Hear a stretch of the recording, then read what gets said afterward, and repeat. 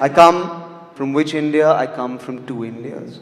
I come from an India where we worship women during the day and gang rape them at night. I come from an India. I come from an India where we take pride in being vegetarians and yet run over the farmers who grow our vegetables. I come from an India where we have maids and drivers and yet want to come to America to do their job. वीरदासला ऐकलत? आता अविरत थोडं सोशलच्या team member आहान वैद्यला एकदा ऐकाच. I come from an India which is wounded. I come from an India which is wounded by her pains from the past, the fear of future and the betrayals of today. I come from an India which is envenomed by the poison of falsehood, stereotypes and prejudice. I come from an India that has struggled every time for everything and yet has never stopped.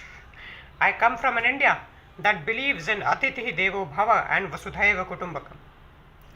I come from an India which refugees across continents trust, not just now but since ages.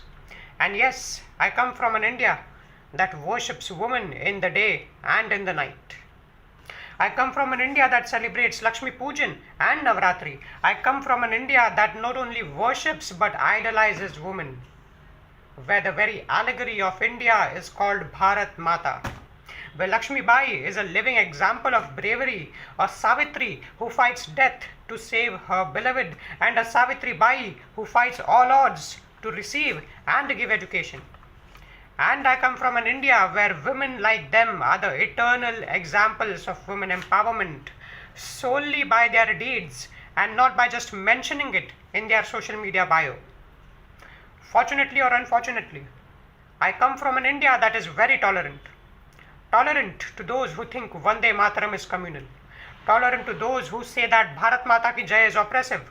Tolerant to those who try to break India and pray for her destruction. And tolerant to those who insult the very idea of India. I come from an India that is very tolerant. Tolerant to those who unnecessarily float the Rapistan narrative. Tolerant to those who only paint a repressive image of her. Tolerant to those who abuse her in the day and in the night, and tolerant to those who care for everything but India. Yes, I come from an India whose intellectuals have a global approach. Yes, I come from an India whose intellectuals have a global approach, so global that their heart aches for Palestine. But don't you dare talk about Kashmiri Pandits. And yes, it's true. It's true that I come from an India where rapes are a big problem. It's true that I come from an India where rapes are a very big problem, where women don't feel safe, where children die of hunger, where corruption corrodes the system. Yes, I come from an India that has problems. Yes, I come from an India that is not perfect, just like any other country. Her imperfections cannot scar her growth. Her imperfections cannot scar her growth, cannot hide her heritage, cannot demean her culture or reduce her stature. I come from an India who wears a smile even in the depths of despair. And yes, there aren't two Indias, there is only one. Like a glass almost filled with water with some empty space. So let's focus on the water and let's try to fill the remaining empty glass. And if not, you can keep focusing and sucking up to the air in the empty space of the glass as you do to your Western masters while we focus on the water to make this country Sujalam Sufalam again. Jai Hind. व्हिडिओचा title आणि thumbnail बघून तुम्हाला अंदाज आलाच असेल की कुठल्या विषयावर आपण आज बोलणार आहोत. दोन महत्त्वाचे मुद्दे आहेत. ते म्हणजे एक अभिव्यक्ती स्वातंत्र्य म्हणजे फ्रीडम ऑफ स्पीच आणि दुसरं म्हणजे विवेकी अभिव्यक्ती स्वातंत्र्य म्हणजे responsible and sensible operation of freedom of speech. तर वीरदास, तर कोण आहे वीरदास? वीरदास एक स्टँडअप कॉमेडियन आहेत, अनेक फ्लॉप बॉलिवूड फिल्म्समध्ये काम केलेले ॲक्टर आहेत. तर यांचं नाव अचानक का आपल्यासमोर आलं असेल? तर यांचं एक यूट्यूब चॅनल आहे. तर नुकतंच त्यांनी अमेरिकेतल्या केनेडी हाऊसमध्ये एक मोनोलॉग सादर केला. त्याचं नाव आहे I come from two Indias. I come from which India? I come from two Indias. तर नेहमीप्रमाणे जे स्टँडअप कॉमेडियन करतात तशी एक कॉन्ट्रोवर्सी निर्माण झाली. तर त्याच्या मोनोलॉगमधल्या काही पॉईंट्सकडे वळण्याआधी काही गोष्टी क्लिअर करतो. एक की वीरदासजींना, त्यांना जी म्हणतोय असो, तर वीरदासजींना त्यांचं अभिव्यक्ती स्वातंत्र्य नाही आहे का? त्यांनी या विषयावर बोलू नये का? जरूर बोलावं. त्यांच्या संपूर्ण मोनोलॉगमध्ये भारताचा एकदम प्रचंड प्रमाणात अपमान झाला आहे का? अजिबात नाही. पण काय प्रॉब्लेम काय आहे मग? तर प्रॉब्लेम क्रमांक 1, I come from an India where we worship women during the day and gang rape them at night. I come from an India. म्हणजे याला काय लॉजिक आहे? जर एखाद्या गोष्टीकडे बघत असताना तेथील संस्कृती आणि तेथील विकृती एकत्र कशी काय जोडता येईल, तर तुम्हाला एक उदाहरण देतो. यात खोलात शिरायच्या आधी तर माझी एक मैत्रीण आहे जी तिच्या 15 वर्षाची असताना स्टुडंट एक्सचेंजच्या अंतर्गत 1 वर्षासाठी फ्रान्सला शिकायला गेली होती. तिचं हे ट्विट. तर या ट्विटमध्ये ती काय सांगते की 15व्या वर्षी जेव्हा ती फ्रान्सला गेली तेव्हा फ्रान्समधील काही लोकांनी तिला असे काही प्रश्न विचारले की तुझा बालविवाह करण्यात आला आहे का, तुला सेक्शुअली हरॅस केलं गेलं का, किंवा तुझ्यावर रेप वगैरे झाला आहे का, असे प्रश्न फ्रान्समधील लोक त्या 15 वर्षाच्या मुलीला विचारत होते. याचा अर्थ काय? ते इथं आले, त्यांनी हे सगळं अनुभवलं आणि मग जाऊन तिला विचारतायत? नाही. या गोष्टी कशा काय त्यांच्यापर्यंत पोहोचल्या? तर ह्या अशा लोकांमुळे, या वीरदाससारख्या लोकांमुळे. दुसरं, सांस्कृतिकदृष्ट्या पाहायला गेलं तर एक कळतं की असा एक समाज आहे, असा एक गट आहे, मेजॉरिटी गट आहे, भारतातला मेजॉरिटी समाज आहे, जो स्त्रीची उपासना करतो, स्त्रीची पूजा करतो, स्त्रीला देवते समान मानतो. आणि एक दुसरा असा विकृत गट आहे जो स्त्रीवर अशा पद्धतीचे अत्याचार करतो. या 2 गोष्टींना जोडणे हे त्या समाजासाठी अपमानकारक नाही काय? हे दरवर्षीच आहे. दर नवरात्रीला असो किंवा कुठल्याही पद्धतीचा देवीचा असा कुठला सण भारतामध्ये येणार असेल तर अशा पद्धतीचे पोस्टर्स आणि मीम्स सतत येतच असतात. पण आपण एक विसरतो की भारतामध्ये अनेक धर्मांमध्ये फक्त हिंदू धर्मामध्ये स्त्रीची पूजा केली जाते. ना इस्लाम धर्मामध्ये, ना ख्रिश्चन धर्मामध्ये, ना ज्यूमध्ये, ना कुठल्या इतर धर्मात स्त्रीची पूजा होत नाही. भले तुम्ही हे सार्कॅस्टिकली बोलला असाल की आपण स्त्रीची पूजा करतो आणि रात्री तिच्यावर गँगरेप करतो, तरी तुम्ही स्त्रीची पूजा हा विषय काढल्यानंतर एका पर्टिक्युलर समाजाला बोलताय असंच दिसून येणार. आणि मग त्या समाजाच्या भावना दुखावल्या जाणं साहजिक आहे. मग ते त्याच्या विरुद्ध बोलणं म्हणजे असहिष्णू कसे काय झाले? तर पॉईंट क्रमांक 2.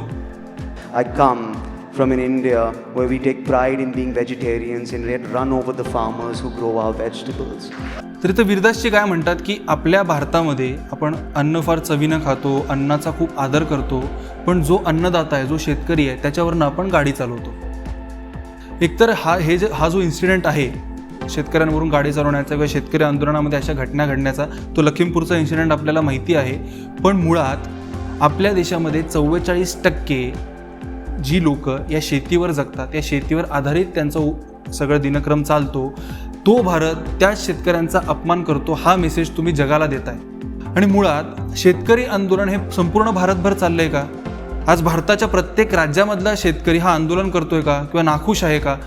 आपल्याकडे शेतकऱ्याच्या बद्दलचे मुद्दे, इश्यूज भरपूर आहेत, अमान्य करत नाही, पण त्याला अशा पद्धतीने जनरलाइज करणं आणि बाहेर जाऊन हे सांगणं की आम्ही यांची कदर करत नाही, हे किती चुकीचं आहे. पॉईंट क्रमांक 3. I come from an India where we have maids and drivers and yet want to come to America to do their job. एक तर वीरदासजी आपल्याला सांगतात की मी 2 इंडिया सांगतोय, ज्यामध्ये एक पॉझिटिव्ह आहे आणि एक निगेटिव्ह आहे. पण पॉझिटिव्ह गोष्ट सांगत असताना तिला सटली निगेटिव्ह करायची आणि निगेटिव्ह गोष्ट सांगताना ती पॉझिटिव्ह गोष्ट पूर्णतः निगेटिव्ह स्वरूपामध्ये सांगायची, हेच चाललेलं आहे. आता बघा ना, आपल्या भारतामधनं आज मोठ्या प्रमाणामध्ये सॉफ्टवेअर इंजिनियर्स, IT कंपनीत काम करणारे अमेरिकेतल्या सिलिकॉन व्हॅलीमध्ये प्रचंड प्रमाणात आहेत. आज अमेरिकेची अर्थव्यवस्था मोठ्या सन्मानानं हे सांगते की त्यांच्या अर्थव्यवस्थेच्या विकासामध्ये भारतीयांचाही खूप मोठा वाटा आहे. पण त्या गोष्टीला इग्नोर करायचं आणि एवढंच सांगायचं की आपल्या इकडची छोटी मोठी कामं करायला भारतीय अमेरिकेमध्ये येतात. तर हे 3 मुद्दे आपण पाहिले आणि आपण जाणून घेतलं की अशा पद्धतीने अभिव्यक्ती स्वातंत्र्याला बेजबाबदारपणे अंगीकारलं तर त्याचा राष्ट्राच्या इमेजवर कसा वाईट परिणाम होऊ शकतो ते. पण नेहमीप्रमाणे अभिव्यक्ती स्वातंत्र्याचे गळे काढत ऑनलाईन आणि काही सोकॉल्ड पत्रकार वीरदासच्या सपोर्टसाठी पुढं आलेच. तर एक ताई आहेत, जे ऑस्ट्रेलियामध्ये बसून पत्रकारिता करतात. तर त्यांनी रामदास फुटाण्यांच्या कवितेचं उदाहरण दिलं की पूर्वीच्या काळात रामदास फुटाणे कशा पद्धतीने राजकीय व्यवस्थेवर कविता करायचे, कसे राजकारण्यांना फटके मारायचे, हिपोक्रसी दाखवायचे, सार्कॅस्टिकली बोलायचे. तर या ताई म्हणाल्या की रामदास फुटाणे असे कार्यक्रम करत देशोदेशी फिरायचे, परदेशातही जायचे, तिथेही त्यांचे कार्यक्रम व्हायचे. पण ताईंना मला एक सांगायचं की रामदास फुटाणे हे मराठी कवी आणि मराठी लेखक आहेत. उद्या जे परदेशात जरी गेले तरी त्यांच्या समोरचा प्रेक्षक हा मराठी आणि जास्तीत जास्त भारतातील इतर भागातून आलेला असेल. आणि मुळात रामदास फुटाण्यांच्या काळामध्ये पब्लिक स्पीकरचा जो रीच होता तो खूप लिमिटेड होता. तो फक्त एका थिएटरपुरता, हॉलपुरता मर्यादित असायचा. आज तसं नाही आहे.